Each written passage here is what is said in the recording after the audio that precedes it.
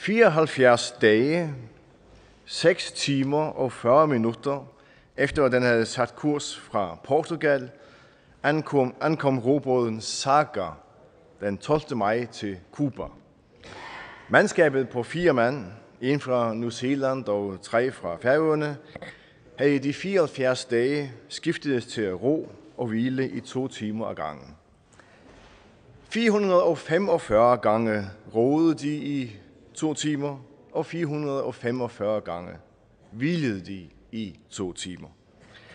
Der er måske nogen her i salen, som kan huske dengang de tog afsted fra Portugal, fordi roerne ønskede at bringe en hilsen fra det danske folkestyre til Cuba, og da jeg kender skiperen ret godt, så gik jeg herind og samlede underskrifter til en hilsen, som blev sendt over med båden.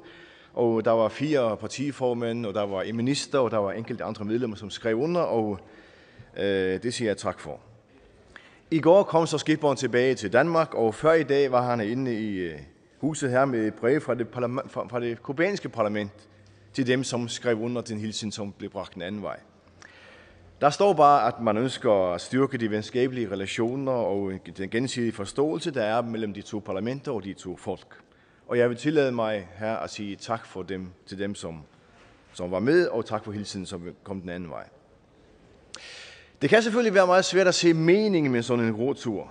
Hvorfor skal 4 mænd bruge 74 døgn uden sammenhængende søvn, med pine i musklerne, med væbler på røven, til at ro over Atlanten? Men som Herbert Mallory svarede, da han blev spurgt, hvorfor han gerne ville bestige Mount Everest først i 20'erne, han sagde, because it's there, fordi bjerget er der. Og at sætte sig store mål, det er noget, vi kan lære noget af i politik. Vi kan også lære noget af både bjergbestigere og roere. Vi kan lære, at alle de små skridt, de har en stor betydning til sidst. Det er selvfølgelig meget svært at se meningen i at ro over Atlanten. Forestil jer at finde mening i hvert enkelt af 1 million overtag, mens man er ude i søen, hvor man ikke kan se noget som helst andet end vand. Men endnu sværere end at se meningen i at ro til Cuba, er vel at se meningen i ikke at ro til Cuba. Var det ikke meget godt? Det var da værd nogen. Det er sgu det bedste, jeg har sagt, siden jeg kom så. Hvad er meningen med ikke at ro over Atlanten? Det er et meget filosofisk spørgsmål. Det er også meget svært at se meningen i det, som vi gør. Den debat, vi har haft i dag, den har i sig selv næppe ændret nogens liv. Men hvis vi ikke havde haft debatten, så ville det jo slet ikke ingen mening give.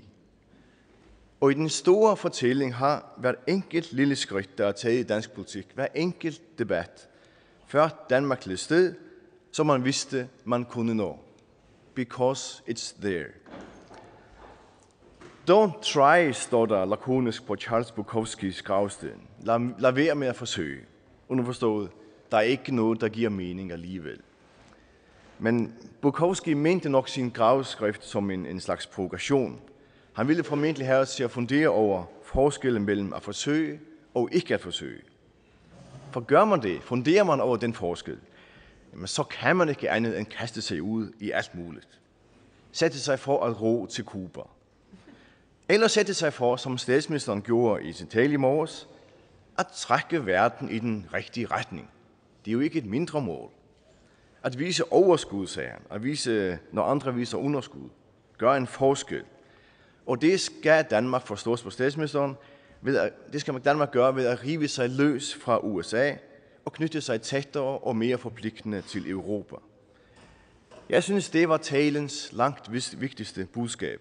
Og jeg synes også, det var modigt af statsministeren i en så højt profileret tale som den i dag, at kalde USA drømmenes land, der drømmer om mindre frihandel, drømmer om mere bare af sig selv, færre internationale forpligtelser, færre og flere sanktioner. Det er jo sådan, at Danmark har været en af USA's tætteste allierede, og flere gange har man knyttet sig stærkere til USA, end man har knyttet sig til resten af Europa. Derfor var det et meget klart budskab om en fundamental ændring i udenrigspolitikken. Og det er jo samme signal, som kommer fra for eksempel Tyskland, Frankrig og Spanien, og delvis også fra England.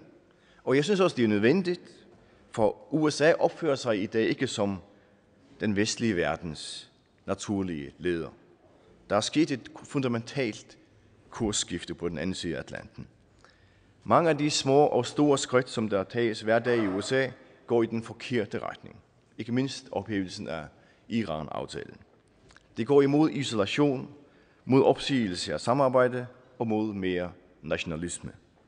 Derfor må Europa træde i karakter og påtage sig rollen som statsministeren udtrykte, som klassens voksne dreng på verdensscenen.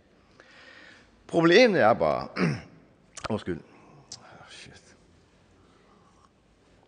Problemet er bare, at med de interne processer i Ungarn og Polen, og med Brexit, og med det totale kaos i Italien, så er det lidt svært for Europa at påberåbe sig rollen som den voksne. Jeg synes også, at Europa burde være den voksne i verden. Men måske ambitionsniveauet i første omgang bør begrænses til, at de nordiske lande i et endnu tættere samarbejde påtager sig rollen som den voksne i Europa. Sammen er vi både stærke og store i Norden, og sammen kan vi helt realistisk påtage os rollen som den voksne i klassen i vores verdensdel. Det betyder selvfølgelig, at vi skal have et langt tættere samarbejde om udenrigs- og forsvarspolitik. Det er ambitiøst, men det giver mere mening at gøre det, end ikke at gøre det.